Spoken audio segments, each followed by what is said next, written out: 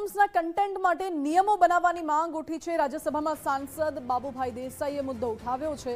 આત્મહત્યાના કેટલાક કિસ્સામાં digital platform જવાબદાર હોવાનું જણાવ્યું અને માંગ કરી છે કે ડિજિટલ પ્લેટફોર્મની જવાબદારી નિશ્ચિત કરવામાં આવે। જવાબદારી નક્કી કરવા નિયામક સંસ્થા બનાવવા માટેની પણ તમને સલાહ આપી।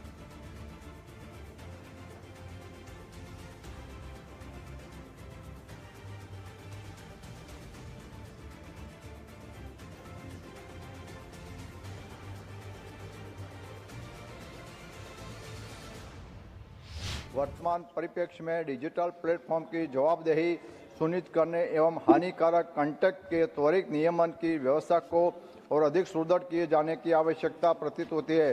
माननीय अध्यक्ष महोदय, मैं सरकार से ये अनुरोध करना चाहता हूँ कि क्या ऐसे हानिकारक ऑनलाइन कंटेंट एवं चुनौतियों की पहचान, सतत निगरानी तथा त्वरित निष्कासन हेतु एक सशक्त एवं स्पष्ट नियामक ढांचा तैयार करने पर विचार किया जाना बहुत जरूरी है।